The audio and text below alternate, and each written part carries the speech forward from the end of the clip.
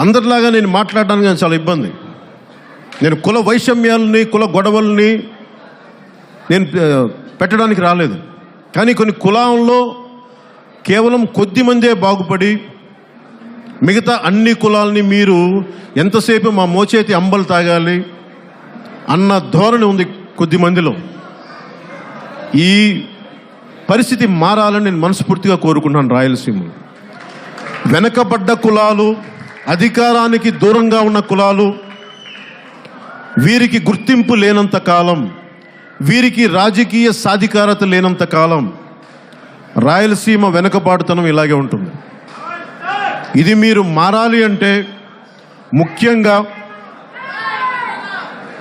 రెడ్డి సామాజిక వర్గానికి చెందిన యువత, మిగతా అగ్రవర్ణాలకు చెందిన యువత వెనకబడ్డ కులాలకి మీరు పెద్దన్నలాగా వ్యవహరించాలి.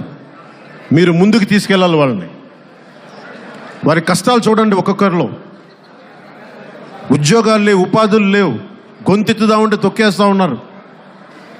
ఇది చాలా బాధగా ఉంది నాకు. ఏదన్నా మిగతా పార్టీలాగా నేను కులాల గురించి మాట్లాడదామంటే నా కులాల మధ్య ద్వేషం పెట్టడం నాకు ఇష్టం లేదు. కానీ అసమానతలు ఉన్నాయి, తప్పులు ఉన్నాయి, కుల దూషణలు ఉన్నాయి. ఇందాక ఎస్సీకి మాదిగ కులానికి చెందిన యువకులు బాధపడతా ఉన్నారు నా దగ్గరికి వచ్చి. కులాలతో దూషిస్తారన్నా ఏం చేస్తా ఉన్నా, మా బతుకులు ఇంతే అని. ఇది మారాలని నేను కోరుకుంటా ఉన్నాను. ఇది మారాలి అంటే ఒక సరికొత్త రాజకీయ చైతన్యంతో ఉన్న పార్టీ కాదు, జనసేనని కాదు నా ఉద్దేశం. మీరు మారాలి, మీ ఆలోచన విధానం మారాలి. మీరు ధైర్యంగా వచ్చి మనకి ఎందుకు ఈ అన్యాయం జరుగుతుంది, ఎందుకు రాయలసీమ ఇంత వెనకబాటులో ఉంది, ఎందుకు ఒక ఎమ్మెల్యే కూర్చోబెట్టి గుర్రాలు పెట్టుకొని ఫామ్ హౌస్లు పెట్టుకునే స్థాయికి, హార్స్ ఫామ్లు పెట్టి మన హార్స్ గుర్రాలు కూడా పెంచుకునే ఒక గొప్ప ఫామ్స్ పెట్టుకునే స్థాయిలో వాళ్ళు ఉన్నప్పుడు కనీసం మనకి ఎందుకు ఒక చిన్నపాటి ఉపాధి కూడా లేదు, ఎందుకు మన గ్రామాలు మురుగునీటి సౌకర్యాలు లేవు, చంద్రగిరి నియోజకవర్గంలో నగరి నియోజకవర్గాలే కానీ ఎందుకు మనకి కనీసం డ్రైనేజ్ ఫెసిలిటీస్ కూడా లేవు కొన్ని గ్రామాల్లో, ఎందుకు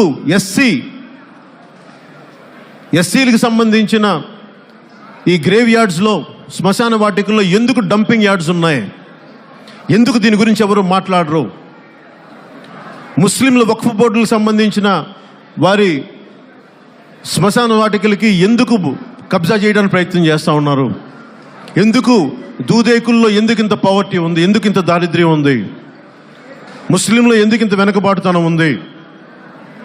ఇవన్నీ చూస్తే ఎక్కడా కూడా పంచాయతీని బలపరచట్ల.